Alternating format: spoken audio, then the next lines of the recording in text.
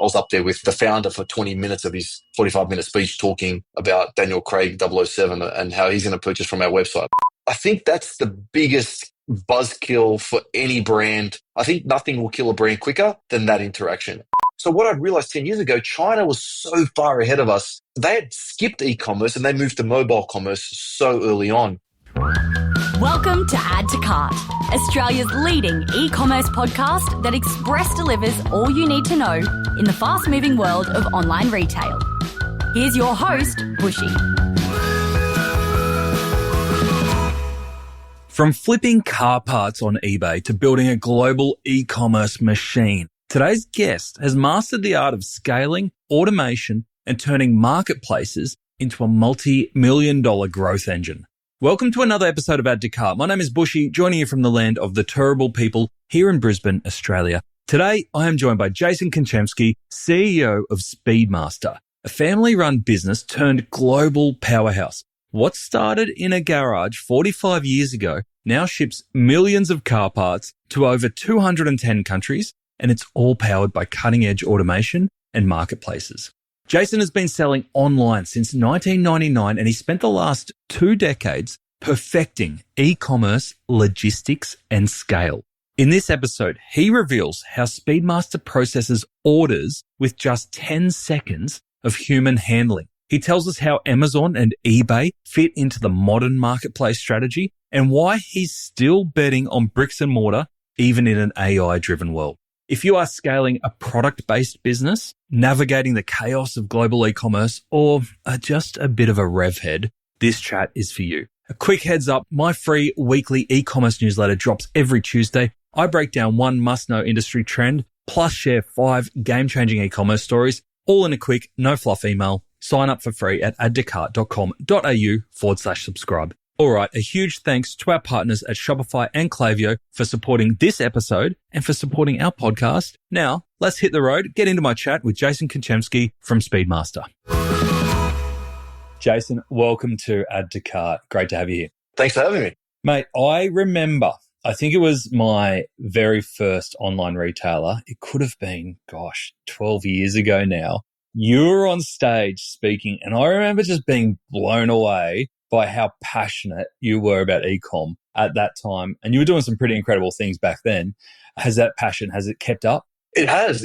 And it continues to amplify. You know, if you keep up with it, it continues to push you in new areas and fund new, exciting ventures. And it's been fun. I mean, I can't wait to share some of the cool stuff with you. But yeah, it's fun. It's definitely still the same. Awesome. I get that sense. Like, I'm just looking at you going, oh, you've got some stories here we've got to get to. I do. So let's take us back to the start. For people who haven't heard the Speedmaster story, let's give them the 101. Obviously a family business, but you've taken it leaps and bounds from there. Where does your story start with Speedmaster? And give us a bit of background. It's actually ironic, right? So it's a family business, been around for 45 years. My dad literally started in the garage, wanted to be the fastest guy around town, and basically was breaking all these engine parts and started making them better. Typical entrepreneur looking to solve a problem. 1 part turned into 2 parts turned into 3, and here we are 45 years later and 25,000 car parts, right? So that's in a nutshell. Where I came into it was I've been selling online since 1999. I think you've even mentioned it since I was 15, 16, right? So I was selling online, and at the time it was like 2003, and they opened up a store, and I'm like, hey, you guys need to be careful. There's this thing called eBay, and if you don't adhere to it, they'll kick you off. So anyway, 2 years later, I took over their online store and took over the business in Sydney and never looked back. It was just crazy. So it was literally started with them trying to test this online thing, you know? That's awesome. There's so many stories like that. The more we dig into it, there's so many children who have taken family businesses into the next generation. I understand that you kind of had a choice to make at that point because you're a pretty promising soccer player too, weren't you? Like, how are you juggling all that? Yes, it was tough. So, I was a professional soccer player. Ironically, the writing was on the wall for me. At that time, I was 26 and I had 5 knee operations, 3 full ACL reconstructions. I had a professional contract with Sydney FC, you name it at the time. So it was tough. It was very, very tough bitter pill to swallow. But my surgeon at the time said, look, you've paid for my yacht with all these knee reconstructions. That's enough. You're going to have to quit before I can't do this anymore. You're going to be in a wheelchair by the time you're 40. And I'm like, I'm okay with that. And he's like, no, I'm not. So I had to kind of learn to I don't know, work. So I Yeah, did. And okay. it was a tough one. It was a tough one, Aspiring athlete, going clean toilets. It was a tough one.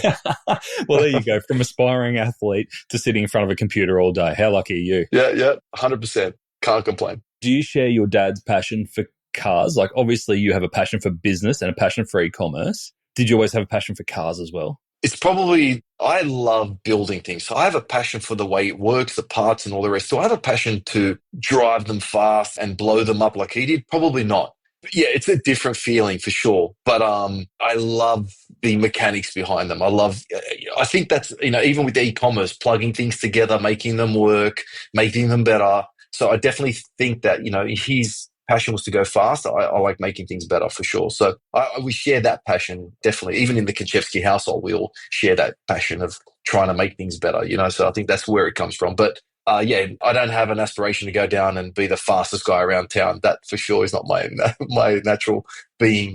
Yeah, okay. He's crazy. Is he still driving? Yeah, and he's fast. So there's no competing. All right, so you've gone from 15,000 SKUs, as I understand, or what I read about, to now 100,000. Are you designing and manufacturing all those SKUs yourself, or are you also retailing other SKUs? yeah, so we design, test, and manufacture over 25,000 car parts. Like everything you see from radiator to rear end, we've designed, tested, and manufactured them and got our hands on them. The other ones are auxiliary products. So, potentially might be one product as a bill of material made up of 25, 30 items. 99% of what we do, we manufacture. There is items, that like chrome accessories, whatnot, that auxiliary products that we don't manufacture, but it's a very small percentage. And in the end, you're just competing against other people who have the ability to buy them. So it's pointless at that degree. And are you trying to service all car markets, or is there a very specific niche that you're focusing on? Only V8s, only old muscle car V8s. So your old Fords, Chevys, Mopars, Pontiacs, up until about the 2000s now, ironically, is kind of like the range right now. So Yeah. from like 1940s to 2000. Is that a good thing for you? Like, does that make it hard when you're kind of got a little cutoff date there? Not really, because technically, like the technology between 2000 to today, or not even 2000, probably around the 2010 or 15 forward, the last 10 years, there's been a massive shift in technology. So what we used to be 800 horsepower used to be a big deal. It used to be a race car. Now these factory cars have got 1,000 horsepower. So there's that portion of it. So we don't know where it's going because where does a street car finish? There's this period of such aggressive growth right now. So I'll give you a prime example. For probably 30 years, cars would increase horsepower by 1 or 2 horsepower, 5 horsepower. Like it was this real small increments, right? And then he comes, and I blame Tesla. Here comes Tesla, right? Yeah. And they come along and their car goes 9 seconds, quarter mile. And they're like, wow, this car is amazing. It's the first street car to break 10 seconds. Ironically, it's not because Tesla was amazing. Well, they are, but it's not because they're amazing. It's because these other manufacturers were just lazy. So I'll give you a prime example. They then literally a month later, Dodge brings out a Dodge Demon that goes 990 as well, 9 seconds, quarter mile, and it's got 800 horsepower literally, 6 months later. But that 800 horsepower engine, we redesign 70-year-old items that have 800 horsepower. So the technology is there. They've just been lazy and it helps with warranty and everything else. So they've just been lazy. And then Tesla comes along and goes, bang, 9 seconds. And now all these cars now are doing 8 seconds, 9 seconds. So so what I'm getting at is the last 10 years and 15 years since Tesla's kind of broken their mold, we've got these aggressive power plants. And when it starts to plateau out and they start to realize where they want to stop again, then we'll come back in and go, okay, well, that's the new baseline. Let's make it better. But at this point, every year, things have been coming out so much better and better every year that there's no point for us to kind of enter that market yet. Does that make sense? It does. Is for your customers, is it even about speed anymore, or is it about nostalgia and maintaining something precious and like preserving a bit of history? So both. So a lot of the guys restore their cars. So you might buy a 65 Mustang and restore it and you want it to have current technology. So for example, simple things like an aluminium cylinder head, which is an aluminium version of a cast iron item, will give you, it just means it won't overheat. It feels like a normal car. So you want that, right? You want the current things. You want to turn your air conditioning on. You want those current creature comforts. So we give you that. Then you've got the guys who want to be 800 horsepower, like the current models, and they just want to be fast and whatever else. So then you've got best of both worlds. So you're right. But today, to your point, because these electric cars are so fast, they're going to give up. And that's where we're waiting for that moment where I think Lamborghini said it, don't judge a Lamborghini by how fast it goes in a straight line. It's designed to go around corners. So they're starting to stop that now because they know that they can't keep up. So to your point, there is a point in that there's going to be a line in the sand where horsepower is no longer a thing, you know? Yeah. Was there ever a moment in your business where you went, maybe we've got to make a decision to go into electric cars and accessories? All the time. Again, because it was so fast moving, we wanted to just see where the dust settles. Mm-hmm. So, definitely wanted to be a part of that. In all fairness, I don't know if you can make an electric car any better, to be perfectly honest with you. It's a really good car. There's not really much we could do to make it better. And now you're going from a mobile phone to a smartphone, you're going to a smart car. I mean, these are now technology companies, not automotive companies anymore. So there's that part of it for sure. And to be honest with you, which we'll probably touch on later, I'll tell you a whole story, but even through e-commerce, when e-commerce came out, it was like, it started with the Australia Post, and the Australia Post email was supposed to put the mail service out of business. So it almost put all the mail. And then the byproduct of email was e-commerce. And then all of a sudden, Australia Post was like the most valuable company because they could the ones who could deliver it. So what should have killed them made them stronger. We all say that we want to know our customers better, but in reality, we just end up with too many tools and not enough insights. That's because most CRMs were built for B2B, so they don't really work for e-commerce. That's why Klaviyo has created the world's first B2C CRM, bringing together marketing, service, and analytics in one easy platform. No more messy data, no more guesswork, and no more customers falling through the cracks. Just built-in automation, AI-powered insights, and real-time personalization so you can focus on growth, not the data mess. Simplify your stack. Get more from your customer data and finally make your tech work for you. Get a demo of Klaviyo's CRM for B2C at klaviyo.com/au.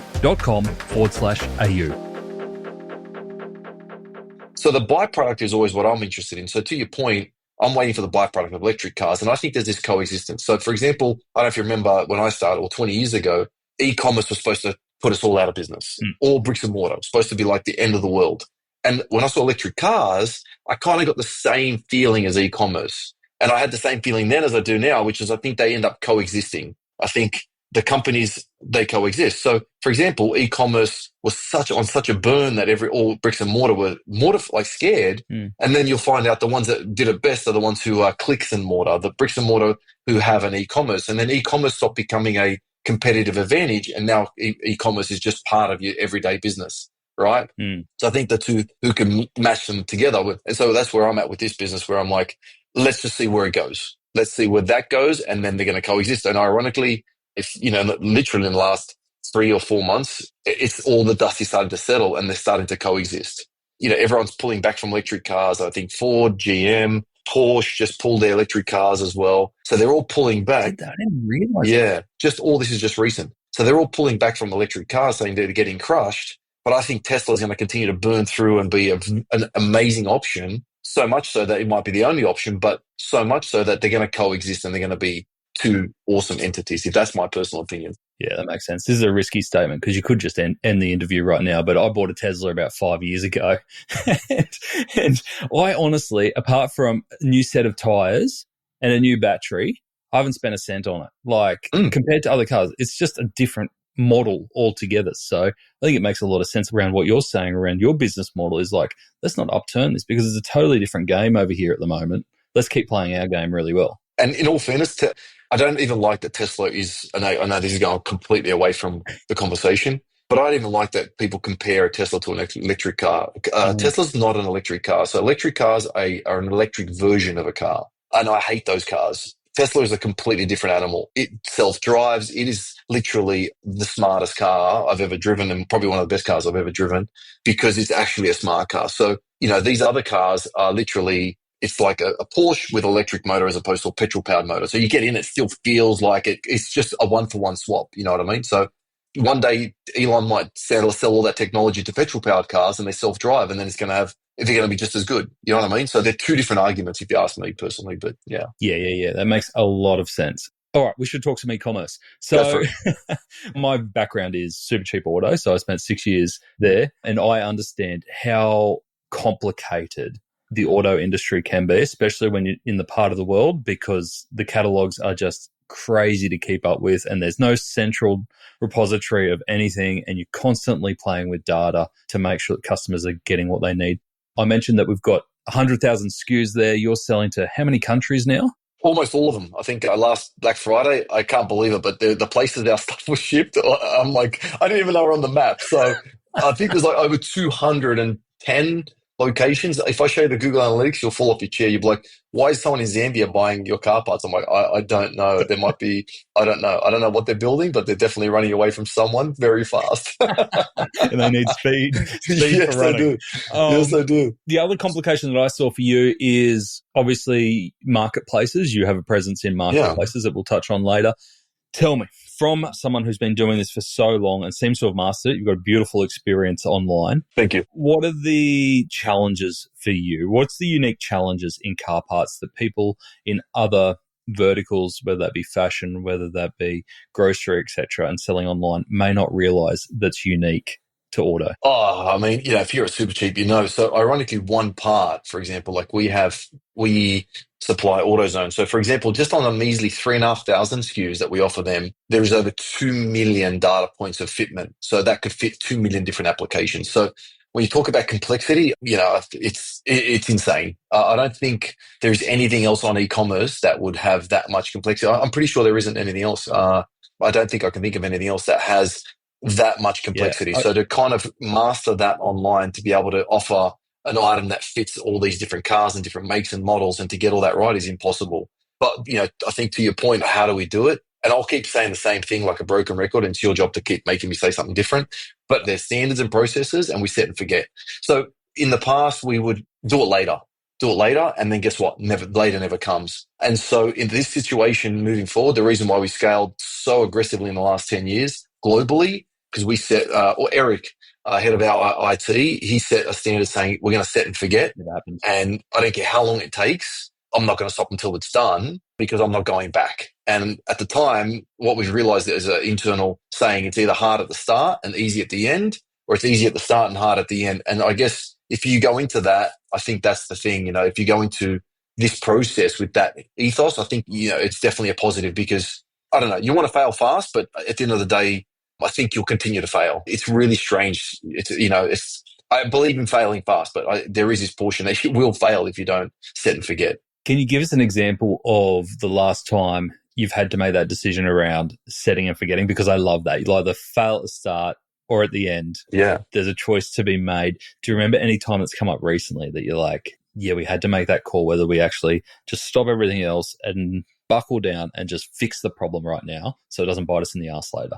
Off the top of my head, this a fitment, right? Fitment. So that's a great one. So AutoZone turned around and said, okay, well, they had the ability to go live with 3,500 items, and it was up to, I think we were up to like a 2020 model, right? And so it was another 5 years where some of this stuff still applies, even though we mentioned we top out, universal stuff still applies to different items. Yep. So we're kind of like, oh no, let's send them up to 2020 or not 2019 or whatever the current data set is, and we'll get to it. And we turned around and said, no. So, Eric and his team go in the bunker, spend 2 or 3 months, it's about 5 of them, go and crunch this data, add all the data points, and next thing you know, after 3 months, we go live with current data, as opposed to sending it up, dragging it on for 6 months or 12 months, getting caught up in other projects, other things that, putting out fires, which is one of the most common things in any business. I don't care how good you are, you're always putting out fires. And next thing you know, you just don't get it done. So I think that's a prime example. And a lot of the time, the team that are working on the project, whether that be developers or managers or whatever,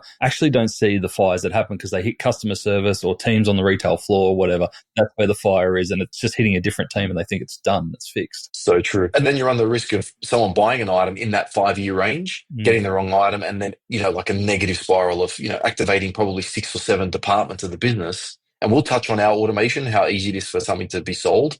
So then you to activate 9 parts of the company for it to come back is just such a negative spiral. So yeah, it makes definitely sense. One example right there. It's a great example. From a data perspective, are you absorbing a lot of data from other sources, or are you proprietarily don't even know that's the word, but creating your own data. It is Because now. I know It that's a is big now. thing in the auto part industry is, whoever controls and owns the data has a lot of leverage and can on-sell that pretty well. Yeah, so again, we adhere to our own standards, but we still have to adhere to ACEs and PIs. So yeah, we own our own data for sure, but the way that data is shared is there is a standard. So no one really will ever own that. Well, I mean, ACEs and PIs do. So I think I forget what the company's called, but so we adhere to their standard. Yeah. So typically we own our own data, but yeah, if that answers your question. So, but we don't rely on anyone else's data because it's technically we're a brand. So we don't have to, I guess if we were reselling other people's parts like you guys were, you'd either receive that data or build that out from scratch. But as you can appreciate, both of them would be very difficult. So we don't have that problem. And that's why we're a good partner because we provide excellent data moving forward. So, and that's that set and forget. You know what I mean? You add a new, imagine, right? So we've done all this effort for AutoZone, but tomorrow we add O'Reilly's or Napa or somebody else. And all of a sudden you're just now setting and forgetting and you're multiplying very quickly. And that 3 months has now exponentially grown across trillions or millions of consumers as opposed to stopping, starting, and going back to scratch. So I think that's a prime example of setting and forgetting. Yeah, definitely. I guess one of the biggest things that you can do, the biggest ways to succeed with that amount of data is almost that the customer doesn't realize that there's that much data behind the scenes. So when a customer gets online, they're like, oh, this is really clean. This is really simple. This is really easy. And you guys do a really good job of that, especially on your product pages. Can you talk us through your eCom tech stack? Because I'm interested in that. And then some of the things that you've learned over the years around how you show parts to customers online. Oh boy. Okay. So I know some guardrails, which are great. So tech stack, we are NetSuite through and through. We love Oracle NetSuite. Yeah. So we will use anything Oracle has to offer or NetSuite has to offer. We will use it to its full potential until it breaks and cannot service us anymore. And that's yet to happen. The Suite Commerce is an amazing solution. Like everything, it requires a little bit of work for sure to make it sexy, but so does everything else. You know, the difference is that I think the catch here is it has the ability to get you where you need to be with a little bit of work as a Shopify like we spoke earlier. But unlike Magento, sometimes no matter how much you apply to it, it just won't get you there. And I can give you some prime examples of that later on. So talk about the tech stack. Yeah, it is all NetSuite through and through from ERP, CRM, HR, fulfillment, WMS, e-commerce or, their Suite Commerce, even the manufacturing side of it. Hence why with a global case study, I mean, I was up there with the founder for 20 minutes of his 45-minute speech talking about Daniel Craig 007 and how he's going to purchase from our website. Like, I mean, it's just an amazing solution. I think you asked me what I've... Has he really purchased? There was I wish. But his account's set up if he wants to, that's for sure. Before we get into that though, I'm really interested in that NetSuite journey because obviously you've been in e-commerce for 2 decades more now, right? Yeah. So it's like you've seen some shit. You've seen platforms evolve, go out of business. You've seen Shopify come through, seen Magento go down. You've probably had a custom website at the start, I'm imagining. Mm-hmm. How have you landed where we're at right now with one suite across everything? Tell us about how you manage that versus how you were managing in the past in terms of operationally. What difference has that made? Yeah, so it was tough. So back in the day, we were very, very lucky. Not very lucky, but we were tech savvy back then too. So even back in the day, we were dealing with Channel Advisor, who's also almost like a 20-year-old business. At that time, as we started to scale quickly, we realized we needed Channel Advisor. Channel Advisor was great because it was a PIM at the time. So that owned the data. It was connected to us to a ERP system, very simple, like an MYOB system. So that was very easy at the start. Getting on marketplaces, it wasn't cheap, but it was definitely an amazing solution at the time.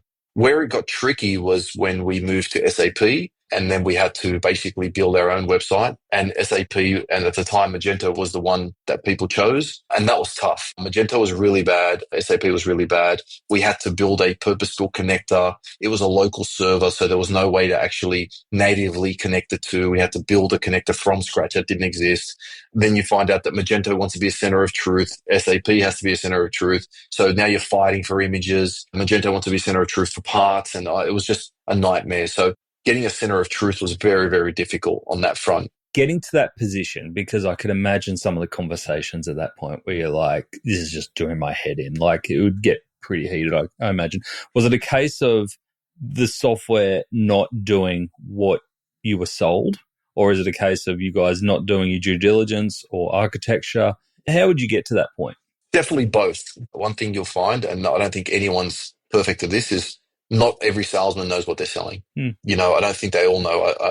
Maybe I won't speak for NetSuite, but I definitely know that all the SAP people, they're all gold partners and they're all partners, but no one's, actually. So some of them don't always know what they're selling and they're very, very hell-bent on selling you something. We had that problem just recently with Salesforce. We went with Salesforce and we're using some of their solutions, and unfortunately, some of the things that they mentioned that it would do didn't happen. Literally, that just doesn't happen. Like that, there's no connector where they tell you there's a connector. There's no flow of different data. It doesn't happen. So tech definitely a two-sided street. We probably should have better understood Magento, better that it wants to be the center of truth and vice versa. But to be honest with you, at the time, it was probably the best solution. There was really no other solution. I think the only other solution at the time was Demandware, and that was an ERP/website, which took like 5% of your revenue, maybe more. And ended up becoming Salesforce anyway. It became Salesforce anyway. Yeah, exactly. And so there was all these disjoints. It wasn't even that. It was, I think, I have no problem with revenue share. And I know Shopify is, but the difference with Shopify is revenue share is fine because they literally enable you to go from zero to sell in a heartbeat, right? Yeah. So I have no problem with that. They're saying we built something amazing. We're going to go from zero to hero, and we've done all that for you. I have a problem with revenue sharing when you're going from pay me 300 grand. And again, I know we're going off topic, but it's still part of this e-commerce journey. Pay me $300,000. We have to connect all these dots. It'll take 18 months. And then after that, once we finally waste all your money and your time, we're going to still charge you 5% of your revenue. So there's that part of it. So I'm not anti-revenue sharing. I'm just anti, revenue sharing when it comes at your cost. Where Shopify, I'll go on their website and they'll charge me ABC and I'll be live in 15 minutes. I mean, that is an amazing solution, Yeah. And I love that. And I think it's really healthy for us. We're obviously brought to you by Shopify, and a lot of our listeners will be very, very familiar with Shopify, probably not so familiar with NetSuite because it does necessarily have specific use cases. Tell us more around NetSuite from an e-commerce perspective, especially how you've used it. What is it about NetSuite that can really get the Speedmaster story and conversion across the line for you? Yeah. So again, I don't want to compare it to other solutions, but I will. There is these parts that affect. So I guess at a certain point when you go from being just an e-commerce store and you want a genuine ERP connected to it, right? So you've got an ERP and you've got an e-commerce, because at some point you have to split the two potentially. So the best thing about the NetSuite solution is it's a living, breathing system. So if I've got an item and there's 5 items in stock, that item, at that point, the item is live across every channel. It's live on my website. It's live on AutoZone, Amazon, you name it, it's live because it's actually living and breathing. So the biggest thing you don't want as a brand, and this is the thing that scared me when we had this lag and delay in connectivity between the ERP, like it may be SAP and Magento, whatever it may be, there's the lag. Imagine I'm a brand, right? Say, for example, I'm Speedmaster, but what happens if I'm Apple or someone, right? And so you are now, Nathan, you've made a decision. You've earned $500. You've made a decision to spend that $500. You've gone through this massive emotional journey and you've chosen Speedmaster. So you go to Speedmaster's website, you pull out your $500. You're like, I want to buy that item. It's the last one. You hit buy now, and you get a phone call 24 hours later saying, hey, it's not in stock. I'm so sorry, but that item was live at eBay and at AutoZone and all these other places at the same time as someone else bought it. That emotional purchase that you have made, that decision, that emotional decision, like it felt good at the time, you was cracking a beer, it's like, I love this, I can't wait for it to arrive. You were super excited because that's the dopamine hit you get when you purchase something after an emotional journey, only for me to come crashing down and say, hey, mate, thank you so much, but can't give it to you. You're like, you know what? I think that's the biggest buzzkill for any brand. I think nothing will kill a brand quicker than that interaction. And that is the one that I want to avoid. And so to your point, at some point, you need to be real time. You need to be able to say that whatever is available is available. So you're making an emotional purchase. You might move to a different color. You might move to a different thing. You might make a phone call, but we want to avoid that. So I think at some point, companies have to get big enough to be able to, not do that. And so to your point, NetSuite allows us to have real-time stock levels across all those different channels, omni-channel solutions. And I think that is the biggest winner for us. Yeah, that makes sense. That's your business model, right? Sure is. So tell me about marketplaces, because you mentioned earlier in our conversation, had to get onto eBay, like otherwise they'll eat your lunch. There was some research that came out Yeah. recently around Amazon in Australia and how it's just on a tear. I think it was something like 25% of online purchases in Australia will be on Amazon by 2030. What's the role of marketplaces for you alongside your retailers as well as alongside your direct experience? Sure. So my personal take on that is an interesting one, and I'd love to kind of trademark this, but there's a thing. Again, every answer will come with a story, Nathan. I'm sorry. I love it. But I think my answer to you is another example of myself. I treat this business like I'd like to be treated. So I fly Qantas and Qantas only, right? Mm-hmm. Qantas is not the cheapest airline, but they go everywhere, they do everything. And so, for example, for an economy flight, because I'm platinum or whatever it is, I can pay for an economy flight, use points, and get a business class seat. So it's a $1,500 expense. I'm getting a $15,000 seat or a $10,000 seat for $1,500. Yep. So I am now loyal to purchasing and using Qantas because of that ability. So if you don't know that and you're Virgin, you'll be like, hey, Jace, you're paying $1,500 for a flight to LA. I can do it for $1,000. It's like, I don't want it, because you'll never know why I'm making that purchase. So for me, being available on all these channels, we don't know why people are buying on Amazon. Is it because of the perks? Is it because of the delivery? Is it because they take a credit card that no one takes and you can get all these amazing amounts of extra points that Amazon's eating up and not charging me for? So I don't know what the customer journey is for their purchase. So for us, being available on every channel just ensures that, we are there for that reason. You know what I mean? For that specific purpose. Like I know people buy Qantas wine because they get wine and it gives them points, and those points go to a business class flight. So you know what I mean? Like there is just, we don't know why they're making purchases. Don't try and drag them off somewhere where it's really natural for them to be. And they may not come. They may go to the offering on Amazon, say, I need to buy it from here, or I need to buy a flight from Qantas, no matter what it is, because I'm going to get this free upgrade. So they're not looking at a $1,500 seat. They're looking at a $1,500, $2,000 seat that's going to give them a free upgrade. And that you can't, if they don't get, and you'll never know. They're part of I like that example because there is this Qantas ecosystem that they've developed. And now Amazon have developed their own ecosystem because you're a Prime member because you get the TV shows and you get the free delivery and everything like that. Yeah. Bloody hard to get people out of an ecosystem once they're in. Correct. And I think the best example of that before Amazon was Apple. People will be like, why are you on Apple? It's well, because I know it sounds pathetic now, but ironically, Samsung still don't do it because my music, I open up my laptop, my notes sync, my email sync, my music syncs. I'm literally everywhere at any time and it's all synced. And that's the ecosystem they created. And I actually spoke about this on stage 10 years ago about that ecosystem they created. And to your point, now that's what Amazon's created and that's why it works. And so I love that.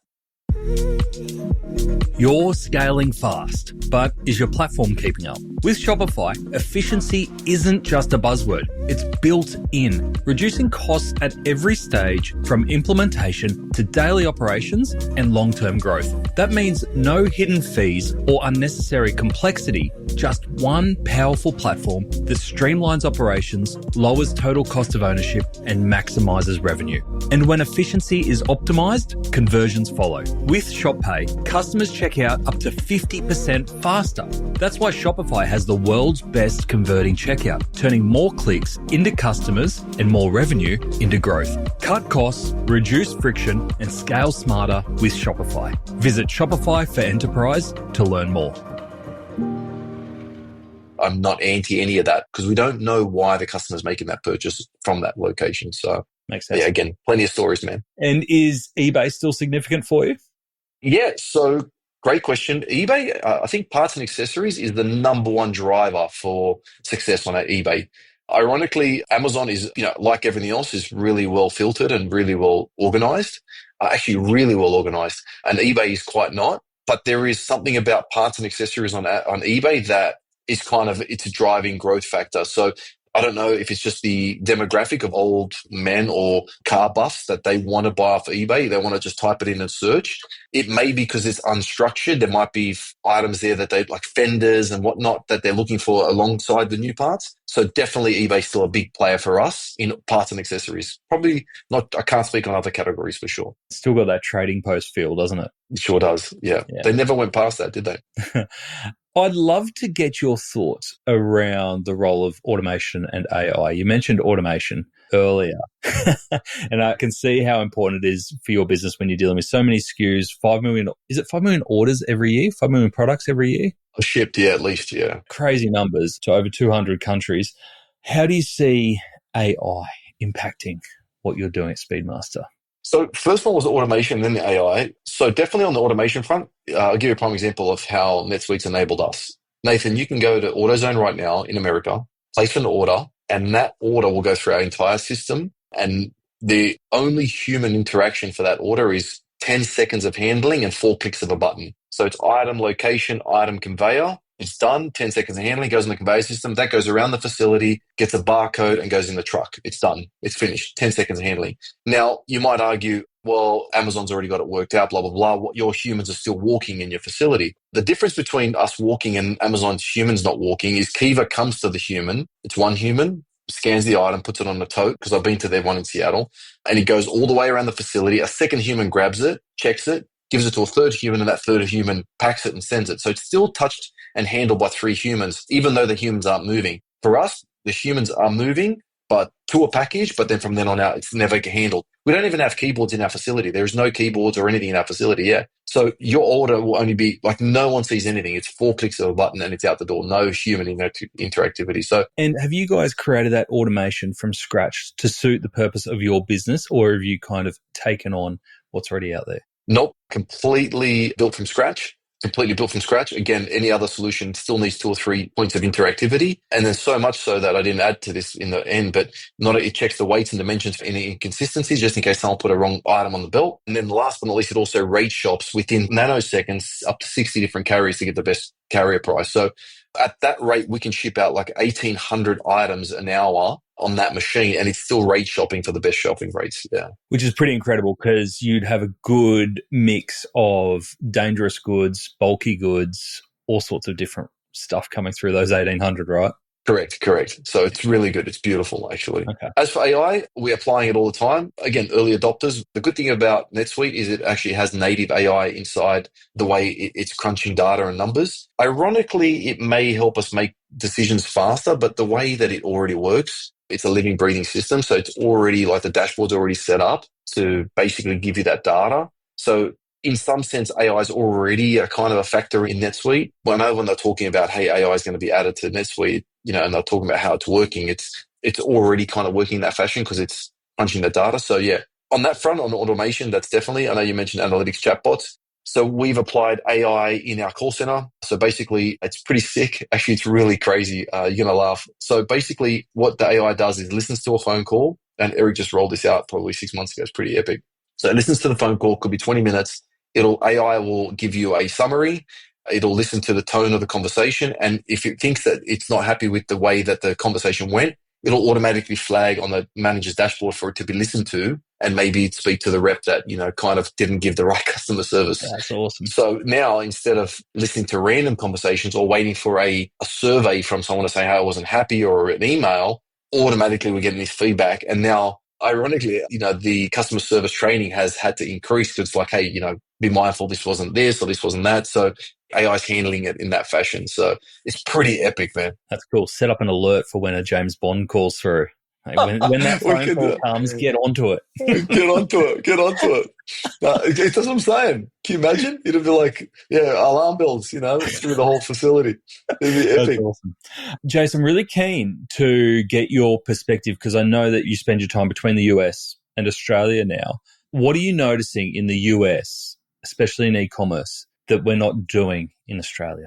I think Americans take things seriously. I don't want to throw anyone under the bus, but I know maybe I will. Please do. Okay, maybe I will, and it's not intentional. Bring out the bus. I've just an example. Nordstrom hired Bob Schwartz to design Nordstrom.com. They're like, Bob, make it happen. And he did. And, he delivered an amazing solution.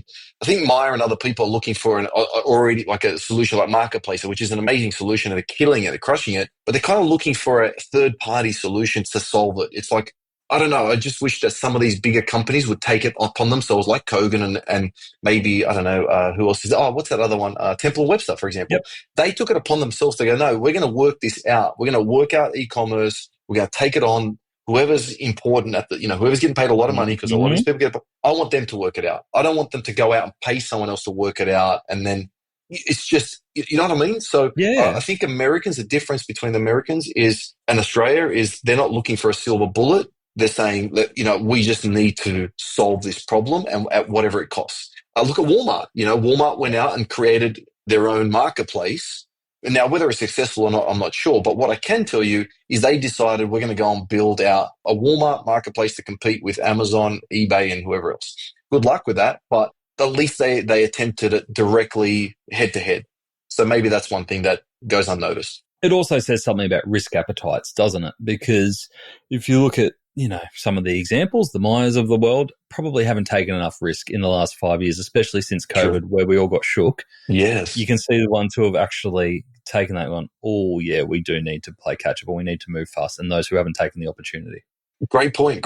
So I think that might be the only difference is, think about it. I mean, some of those guys, like you said, some of the automotive companies have taken it in-house and done well. They're some of the ones who continue to grow, right? So yeah, I think that's the only thing I'd kind of maybe in the top of my head. Love it. Jason, sorry. Don't be sorry. They're great examples. Next 12 months, what's the priority for you and the Speedmaster team? Next 12 months is sales and marketing. So we're going to continue to grow the brand. Have got this e-commerce worked out. We've got the automation worked out. We spent 10 years ironing the bugs out to a point just recently. There's only 10 seconds of handling time. So we got all that right.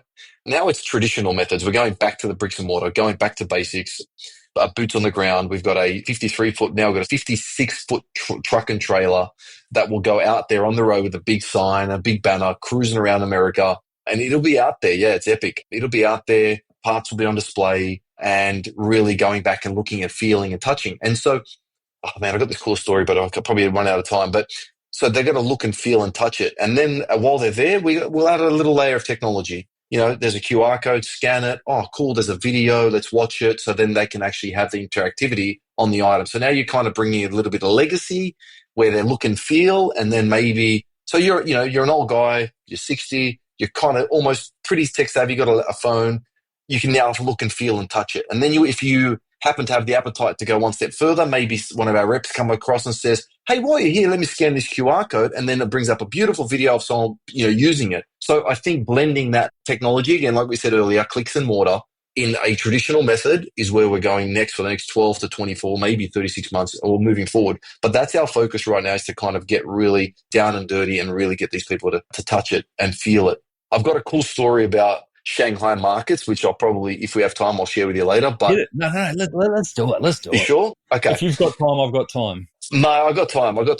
This is one of my favorite stories, man. 10 to 15 years ago, let's rewind. We're in this zone where Western countries have got e-commerce worked out. Like, we're the e-commerce kings. And I don't know if you remember, and I hope you do, but Chinese websites looked like what Amazon first started out. Like, it was they were really crappy and shitty, and they had all these little icons. It was really rubbish e-commerce. I don't even remember. Yeah. It was all over the shop. Well, it was felt bad, like it was all over the shop to us, but looking through a Western lens, right? And at that time, we had Flash, and we had all these beautiful websites, and we're going, like, they were literally like, we were watching, like, how can I explain it to you? I think it's exactly like a market. Our websites were like e-commerce, like TV, beautiful TVs, like, Flash. And theirs was like a Chinese supermarket with millions of little things on the shelf, right? So I'm in Shanghai and I'm there, and it was like 10 years ago, and it was a big eye-opener for me. So what I noticed then was Chinese hadn't worked out e-commerce, but what they had worked out was mobile commerce, and I'll explain to you why. I'm there, and I'm down at these Chinese markets.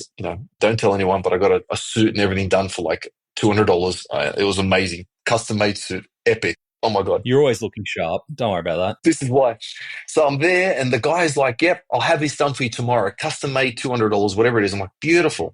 So I'm going around, because we have factories there. We're paired with the government. So one of the guys that I work with, I'm like, can you pay for that? And he's like, yeah. I'm like, here's my money. He's like, no, we don't pay with money. I'm like, what do you mean? This is 10 years ago.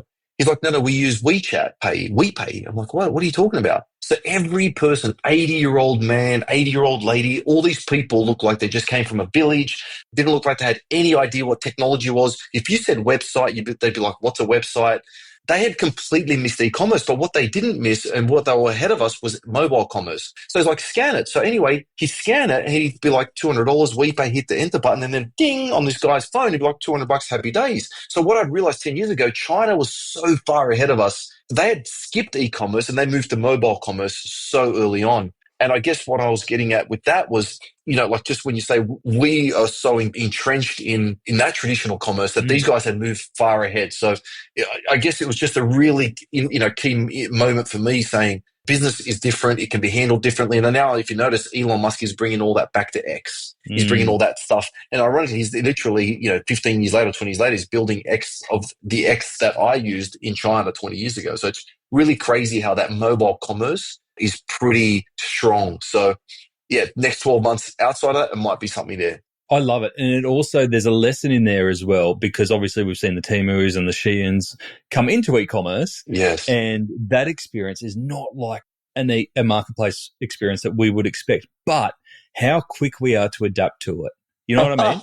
Yeah. Yes. So anything can change at any moment. That's what I love about your strategy is you're like, we know that we sell amazing car parts. We've got a really committed and enthusiastic audience because we know our audience. We're not straying away from that. And we just need to make these available to whoever, wherever they are, however they want to shop. Yes, sir. Exactly that. Whether it be TikTok, whatever the hell it may be, that new method of showing things for 6 seconds, you know what I mean? If that's what it is, we'll do it. And it's crazy. I think that lady's like a trillionaire or something from all the stuff she sells. It's insane. So to your point, that was... I look forward to your videos. Yeah. I don't think I can move that fast. You know what I mean? My hands will look like they're painted on. I don't know. Awesome. Anyway.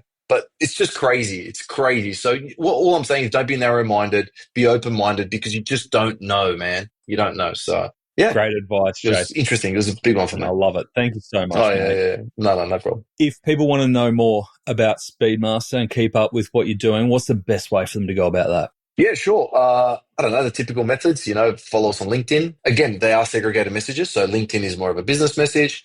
Our Instagram and Facebook is more of a lifestyle message. So depending on the messaging you want, I think Instagram is always the best one because it kind of touches on the products, our people, and our approach, all three pillars. There's always something fun happening in the lifestyle. Like, we took over Vegas with 10 of our Fiats and our Ferraris. So we had like 10 Fiats cruising around Vegas, which was epic, so just we're doing cool things all the time. And again, don't get me wrong, we're not the first or the last. I mean, Red Bull took over places with their Red Bull cars as well. And, but it's just similar ethos, but Red Bull doesn't make car parts. We do. So we have the Red Bull little cars, we have the energy drinks, we have cool clothing, it's just a fun time. A fun lifestyle time, you know what I mean? And it's all powered thanks to quality e-commerce and setting and forgetting things. It just keeps stacking. Like, I don't know. It's fun. It's really good. It's really fun. You're killing me. I spent 6 years running spare parts out in the back of Brisbane in a shed. Wasn't doing any of the fun stuff that you're doing. So well done to you. Well, it's true. And you know what's funny? You're dead right. Because when I started, and this was a family business, it was one-to-one interactivity. It was, someone walks in, you sell them a part, and they walk out. That was what we did. And I'm like, can we do something a little bit different? And that's exactly, to your point, that's exactly what it was when I started. For 5 years, it was someone's walking in, sell them the part, move them on. And then bit by bit, we realized selling one-to-one was tough. One-to-many was amazing. And that's what e-commerce enables. You do one listing, sell to many people, as opposed to selling things over the counter one-to-one. I have to sell the same thing I have to tell the same story about why it works once every sale, as opposed to selling it once and selling to many people. So that's also another one of our strategies, is just trying to be one-to-many all the time. So yeah, I hear you, man. I've been there. I've done it. Tore my hair out, it's tough. Mate, I love your work. Thank you so much for sharing all your stories and all your strategies here on Add to Cart. I can't wait to keep watching your world domination and those crazy trucks that are driving across the US. Thank you again, Jace. Really appreciate you taking the time. Yes, sir. Thanks for having me. And again, shout out to the amazing team for making it happen and allowing me to be the face of all the things that they do. And next time you're in LA, we'd love to host you here. So it'd be amazing. Mate, that's in my diary. Don't worry about that. Thank you. Thanks, Nate. Such an epic story. Jason's journey proves that success isn't just about selling more, it's about smarter systems, automation, and meeting customers where they already are. Also, his story about Tesla and the decisions they made around electric cars also shows that scaling isn't about saying yes to everything, it's about knowing when to say no.